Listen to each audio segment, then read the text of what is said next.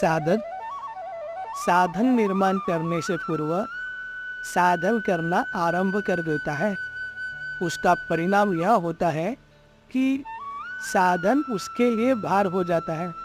जिस प्रकार यथेष्ट निदान किए बिना यदि औषधि सेवन की जाए तो वह हितकर सिद्ध नहीं होती, उसी प्रकार अपनी वास्तविक वस्तु स्थिति का अध्ययन किए बिना यदि साधन करना आरंभ कर दिया जाए तो वह साधन स्वाभाविक नहीं होता।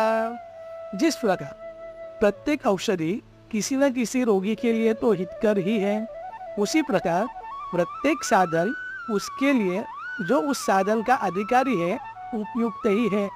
साधन उसे नहीं कहते जिसमें साधक को संदेह हो, क्योंकि संदेह रहते हुए साधन में सद्भाव नहीं हो सकता, और जिसमें सद्भाव नहीं होगा उसमें दृढ़ता नहीं आएगी। उसके बिना साधन करने में तत्परता नहीं होगी, और तत्परता के बिना अस्वाभाविकता नाश नहीं होगी। अतः संदेह युक्त साधन में स्वाभाविकता नहीं हो सकती। स्वाभाविकता उसी साधन में हो सकती है जिसमें साधक को लेश मात्र भी संदेह न हो, अर्थात साधन निज विवेक के अनुरूप हो, क्योंकि विवेक विरोधी साधन में विसंदेहता संभव नहीं है। इतना ही नहीं, किसी अन्य साधन द्वारा सिद्धि का प्रलोभन भी साधक को अपने साधन से विचलित न कर सके, अपितु उसमें यही दृढ़ भाव रहे कि मुझे अपने ही साधन द्वारा सिद्धि प्राप्त करनी है।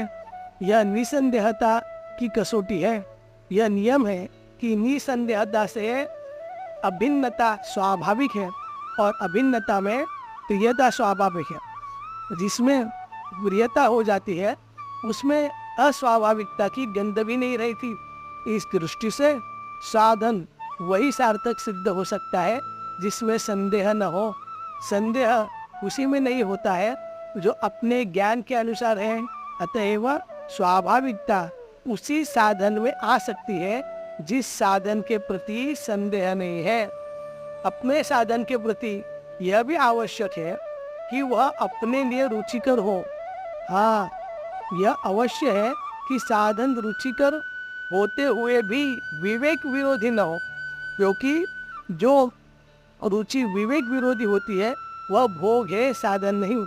असाधन के रूप में साधन करना साधन नहीं, अपितु असाधन ही है जो वास्तव में त्याज्य है।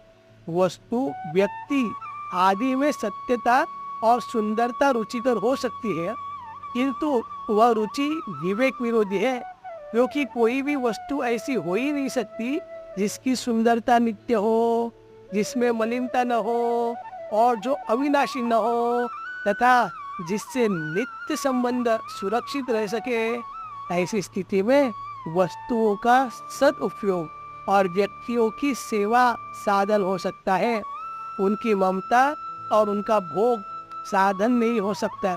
अतः योग्यता, ईमानदारी, परिश्रम पूर्वक उपयोगी वस्तुओं का उत्पादन तथा उनका सदुपयोग एवं निर्मोहता पूर्वक व्यक्तियों की सेवा करने की रुचि में निज विवेक का विरोध नहीं है। वह साधन भी साधक के लिए स्वाभाविक तथा हितकर नहीं हो सकता जो साधन उसकी परिस्थिति के प्रतिकूल हो, क्योंकि परिस्थिति के प्रतिकूल साधन कभी क्रियात्मक नहीं हो सकता। यह नियम है कि सक्रिय साधन के बिना करने के राग का नाश संभव नहीं है। जिसके हुए बिना साधन सार्थक सिद्ध नहीं होता, और न उस साधन की अभिव्यक्ति होती है जो स्वभाव से ही निरंतर होता रहे, जिसमें करने की गंध भी न हो। अतः यह निर्विवाद सिद्ध हो जाता है कि वह साधन साधन नहीं है जो प्राप्त परिस्थिति के प्रतिकूल है। जिस साधन में निसंदेहता होती है उसमें बुद्धि, और जो साधन रुचिकर होता है उसमें मन अपने आप लग जाता है। मन बुद्धि के लगने से साधन में स्वाभाविकता आ जाती है, क्योंकि मन बुद्धि आदि को लगाने हटाने में जो अस्वाभाविकता है वह नाश हो जाती है। कारण कि हटाना और लगाना श्रम साध्य है। श्रम कभी भी अखंड नहीं हो सकता। श्रम यदि विश्राम में विलीन नहीं होता तो उसमें किसी न किसी अंश में अस्वाभाविकता ही रहती है। वह श्रम जो परिस्थिति के अनुसार हो, वह विश्राम जिसमें सुख भोग की गंध भी न हो, साधन रूप है और उसमें अस्वाभाविकता नहीं है। सुख की आशा से किया हुआ साधन साधन के वेश में असाधन ही है, क्योंकि सुख भोग निर्वासना नहीं आने देता, अपितु नवीन वासना को जन्म ही देता रहता है।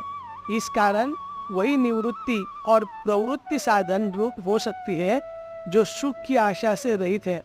सुख की आशा से रहित निवृत्ति अहम भाव का अंत कर देती है और सुख की आशा से रहित प्रवृत्ति समस्त आसक्तियों खा लेती है। अहम का नाश होते ही समस्त भेद मिट जाते हैं और आसक्तियों का अंत होते ही स्वतः प्रीति की अभिव्यक्ति हो जाती है। तो भेद के नाश में अध्यात्म साधन की पराकाष्ठा और प्रीति के अभिव्यक्ति में आस्तिक साधन की परावधि है।